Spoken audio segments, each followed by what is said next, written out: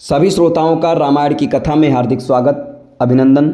आज के प्रसंग में तमसा के तट पर भगवान श्री राम और प्रजाजन के विषय में बताया जाएगा। बढ़ते हैं कहानी की तरफ।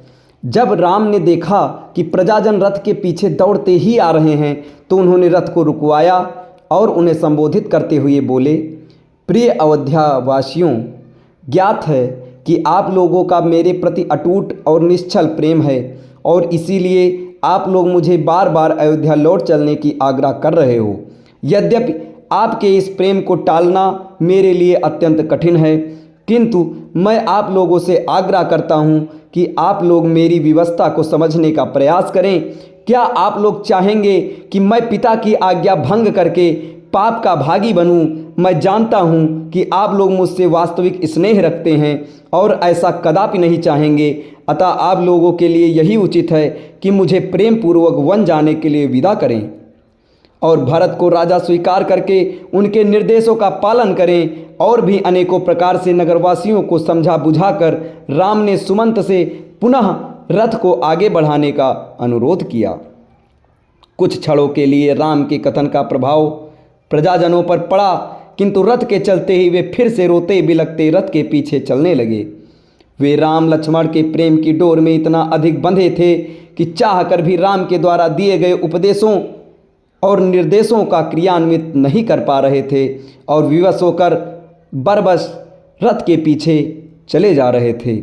उनकी बुद्धि उन्हें रोक रही थी, किंतु हृदय उन्हें बलात् रथ के साथ घसीटे लिए जा रहा था। उनकी भावनाओं के आगे उनका विवेक कुछ भी काम नहीं कर पा रहा था। अपनी बातों का उन पर कुछ भी प्रभाव न पड़ते देखकर राम ने सुमंत से रथ को और तेज चलाने की आज्ञा दी और रथ की गति तेज हो गई, किंतु भावाभिभूत प्रजाजनों की भीड़ फिर भी रथ के पीछे दौड़ी जा रही थी। तमसा नदी के तट पर पहुँचते पहुँचते रथ के अश्व भी क्लांत हो चुके थे तथा उन्हें विश्राम आवश्यकता थी। मंत्री सुमंत ने रथ वहीं रोक दिया। राम, सीता और लक्ष्मण तीनों रथ से उतर आए। वे तमसा के तट पर खड़े होकर उसकी लहरों का आनंद लेने लगे। इतने में ही रोते बिलखते वे सहस्त्रों अयोध्यावासी भी वहां आ पहुँचे, जो रथ की गति के साथ न चल पाने के कारण पीछे रह गए थे। उन्होंने चारों ओर से राम, भगवान लक्ष्मण तथा सीता को घेर लिया और अनेकों प्रकार के भावुकतापूर्ण तर्क देकर उनसे वापस अयोध्या चलने का अनुरोध करने लगे। रामचंद्र ने उन्हें अनेकों प्रकार से धैर्य बंधाया। उनके कुछ शांत होने पर रामचंद्र ने प्रजाजनों से प्रेम पूर्वक आग्रह किया कि वे वापस लौट जावें। राम तथा प्रजाजनों के मध्य संवाद अबाध गति से चल रहा और रात्रि हो गई।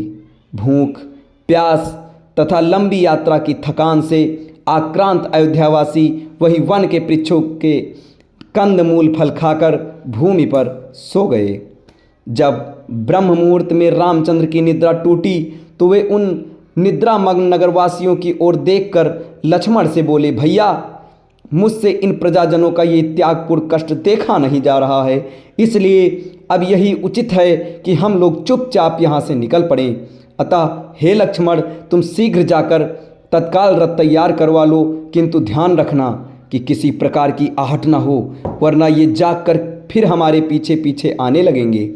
राम के आदेशानुसार लक्ष्मण ने सुमंत से आग्रह करके रथ को थोड़ी दूर पर एक निर्जन स्थान में खड़ा करवा दिया। पूर्ववासियों को आभास तक नहीं मिला कि कब वे रथ में सवार होकर तपोवन की ओर निकल गए। पूर्ववासियों की निद्रा भंग होने पर वे सब उन्हें ढूंढने लगे और रथ की लीक के पीछे पीछे बहुत दूर तक गए। आगे जाकर मार्ग कंकरीला पथरीला हो गया था, इसलिए रथ के लीक के चिन्ह दिखाई देना बंद हो गया। अनेकों प्रयत्न करने पर भी जब वे रथ के मार्ग का अनुसरण न कर सके तो निराश होकर, हताश होकर, विलाप करते हुए अपने घर अयोध्या की तरफ वापस आ गए। अब इसके आगे भगवान श्री राम, सीता और लक्ष्मण जंगल में प्रवेश करते हैं। जंगल में क्या क्या होता है, कौन कौन से युद्ध होते हैं, माता सीता का हरण होता है, रावण का वध होता है, धीरे धीरे आपके साथ हम एक एक कहानी बढ़ाते हुए लेकर चलेंगे। हमारे साथ इसी तरह बने रहें। धन्यवाद।